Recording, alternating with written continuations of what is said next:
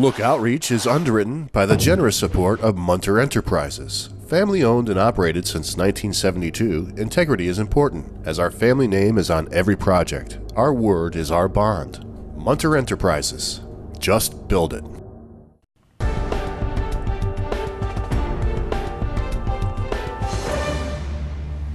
Welcome back, everyone. Well, in a way, that was an illusion, wasn't it? It was, wasn't it? It was. There's a reason that we're saying this. I was thinking about what I might say to start this interview because, man, is this one interesting. First, let me introduce my guest. This is Simon Coronel. He's an illusionist, and we're about to get into that big time. And it is not an illusion. We are actually here, except for this person who's Chad Rabinovitz, who is the producing artistic director for the Adirondack Theatre Festival. You're the good luck charm, Simon. That's it. Once about every 4 years I get that title right, Chad? Yeah, I've only been here 3, so this is it. So the fourth one's an illusion. Yeah, well, it means I got to wait another 4 now. Perfect. Oh, okay, all right. So I want to just do a quick catch up. Okay. Adirondack Theatre Festival. You know I've been talking about it. The best season ever. They're going to scrape 10,000 tickets over the course of the season. I can't even tell you how impressive that is, but even more impressive than that is the quality of the shows, because that's really that's the reason you have people coming like they're coming.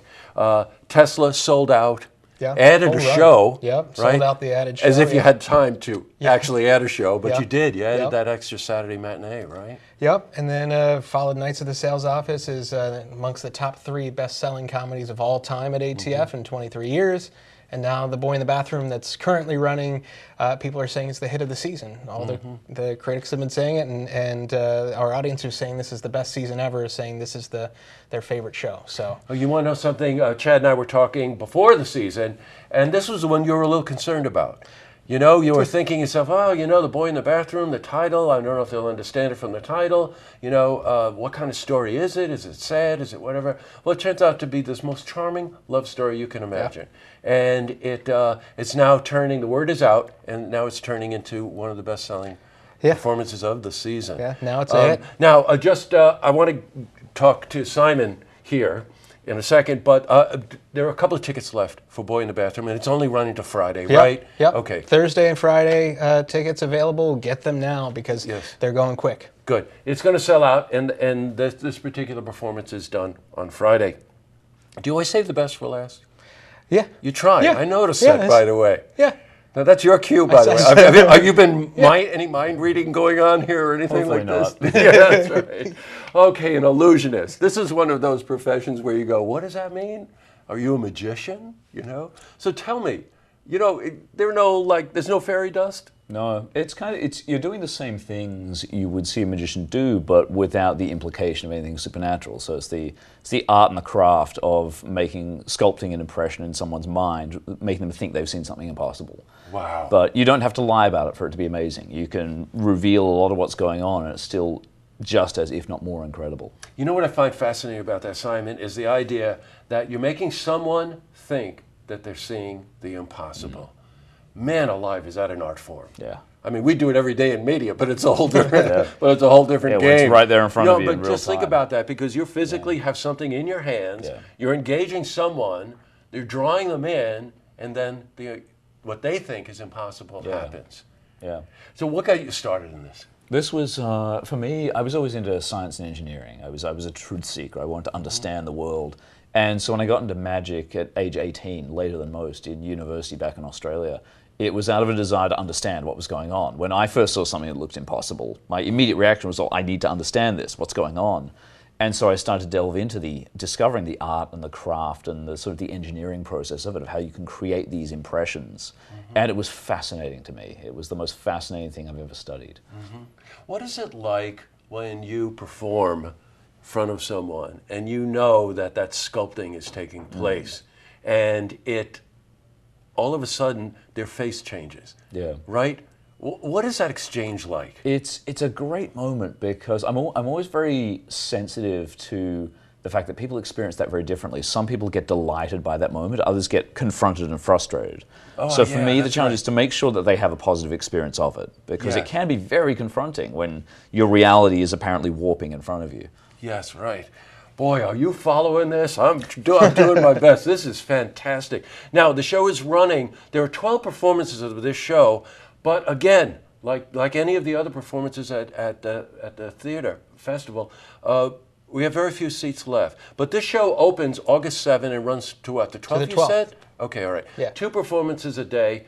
I really highly encourage you to, as a matter of fact, we have a treat for you. We're going to follow this interview with something that I have a feeling might be sculpting my mind a little bit too. I wonder what kind of reaction I'm going to have to this, but you're going to have to stick around for that.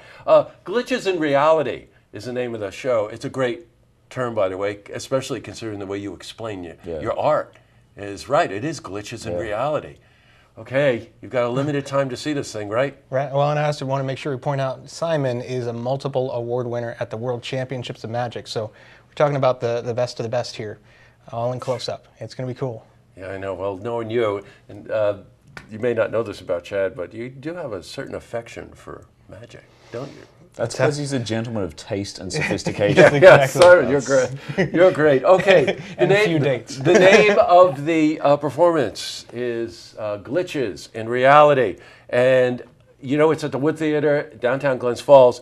But they've taken the space right next to the theater that we all know and go sit in, and they've changed the whole environment. So the room that you walk into has a lot to do with the nature of what you're going to experience and the interaction you're going to be able to have with Simon. And I can tell you, before every interview I talk to people, and man alive, does he know what he's talking about. I love this idea of thinking that they have seen the impossible.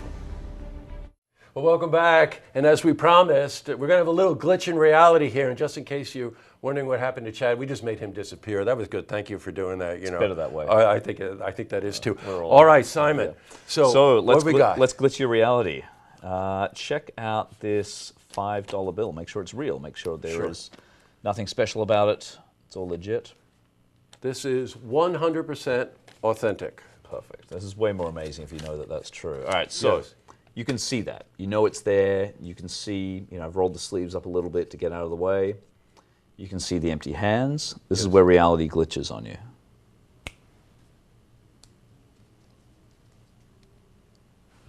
As it apparently transforms into a $50 bill.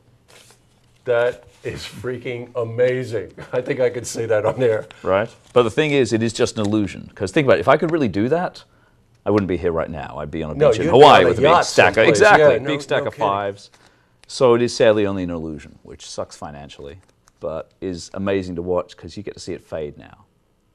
Empty hands, short sleeves, as it melts back into the 5 from whence it came. That is unreal. Can I see that bill again? Sure. This is a real just $5 bill that just turned into a $50 bill and back to a $5 bill. Well, Simon, congratulations. I can't wait to see this show. And thank you very much for coming in. And it disappeared. That's amazing. What happened? That's incredible. Free lunch, everyone.